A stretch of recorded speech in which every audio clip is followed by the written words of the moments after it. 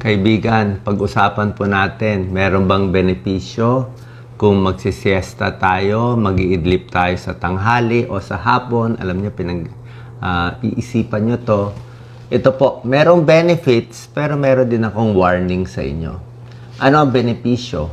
Ito, kahit 20 minutes lang na siesta o pagtulog sa hapon, nakakabawas ng stress. Diba? Kung sa tanghali may break kayo, mas gumaganda yung performance mo, paggising mo. Mas lumalakas yung energy mo kahit 20 minutes na tulog. Kung bad mood ka, magiging better yung mood mo, tsaka magiging mas alert ka. Okay? Also good for the memory. So, yan po ang mga benepisyo. Tapos, meron din tayo nakikita, bukod sa memory, syempre, mas mukhang bata pa, di ba? Mas nakakatulog ka, mas mahaba ang tulog mo. May tulog ka sa gabi, may tulog ka rin sa tanghali, di ba? Pwedeng healthier, mas productive ka sa work, at para hindi ma-burnout. Di ba? Burnout, kakatingin ng Facebook, YouTube, mga problema, di ba? So, imbis na mainis ka, mas marerelax ka. Pero syempre, hindi lahat sa atin may pagkakataon na pwede mag-siesta sa hapon. Ganito po kasi ang stage ng pagtulog natin. Explain ko sa inyo Explain ko gaano kahaba dapat ang tulog sa tanghali o sa hapon. Ang stage 1, yung patulog ka pa lang, for the first 5 to 10 minutes, inaantok ka pa lang yan. Diba? Gusto mo matulog, 5 to 10 minutes, inaantok ka pa, drowsy. Pagdating mo sa stage 2, yan, tulog na siya. Pero ang stage 2, light sleep lang, mababaw na tulog. Alam nyo yan, di ba? Bagong tulog, mababaw pa. Stage 3, moderate sleep. Ibig sabihin, tulog na yan. After 20 minutes, tulog na talaga siya. Tapos, ang maganda dito, pag stage 4, mas malalim pa yung tulog. At pag napatagal ang tulog mo, aabot ka sa stage 5. Stage 5, yung REM sleep, rapid eye movement.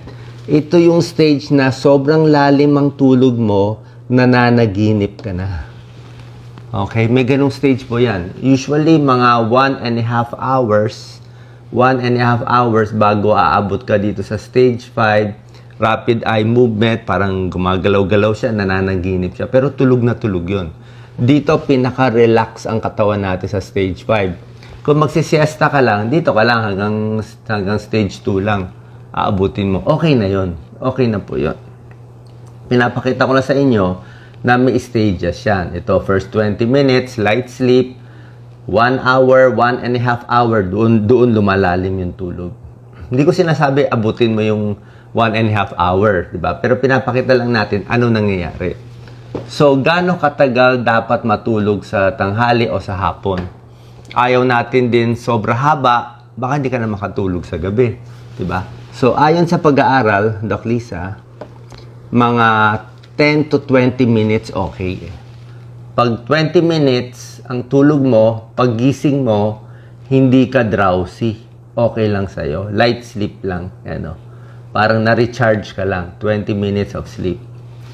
Pag umabot ka na sa 30 minutes and 60 minutes, lumalalim na ang tulog mo Umabot ka na sa stage 3 di ba? Stage 2, stage 3 ka na Pag malalim na ang tulog mo, pag gising mo, groggy ka na.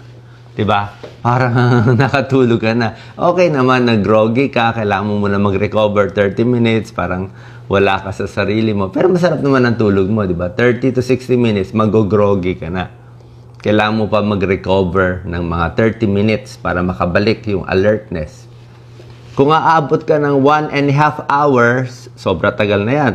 Pag 1.5 hours, umabot ka sa 90 minutes, full sleep na yan.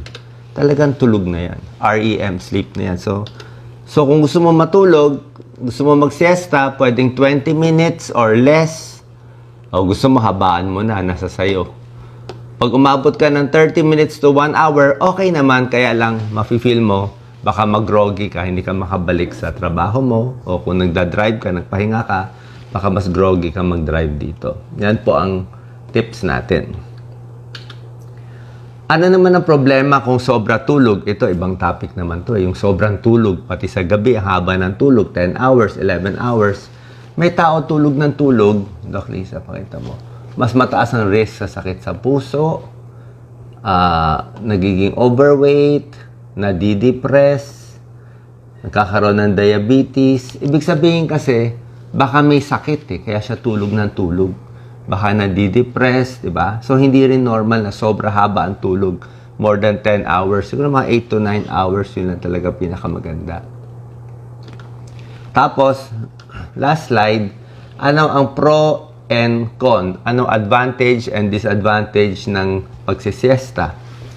Ngayon, tulad na sinabi ko, maraming advantage, di ba? Good for the memory, pamparelax sa'yo, bawas stress. Pero, kung hirap ka matulog sa gabi, may insomnia ka, hindi ka makatulog sa gabi, minsan, hindi rin maganda matulog sa hapon.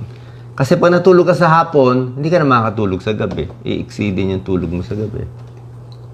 Yung iba naman, pag sobra ang tulog sa hapon, hindi na makatrabaho. Parang nawalan na ng energy. 'Di ba? Kailangan pa magkape para bumalik. Tapos yun na nga po, makakasira ng tulog sa gabi. So, ang pinaka-tip ko sa inyo, kung puyat ka, puyat sa gabi, daming trabaho, daming iniisip, sobrang stress, okay lang mag-siesta, mag-eat para at least maka-recover yung katawan mo kasi puyat ka na sa gabi. Pero kung relax ka naman, kompleto naman tulog mo sa gabi, 'di ba? Wala ka namang ginagawa buong araw, siguro mas maganda, huwag ka na lang mag-siesta, mag-exercise ka na lang, pagurin mo na lang sarili mo, ipunin mo na lang ang tulog sa gabi. Okay? Pwedeng ganun. Pwede mo ipunin yung tulog, wala ka namang ginagawa. Sa mga puyat, overwork, ang daming ginagawa, kung makasingit-singit ka ng tulog sa umaga, sa hapon, para din makarelax, makarecover yung katawan mo at yung stress mo. Salamat po.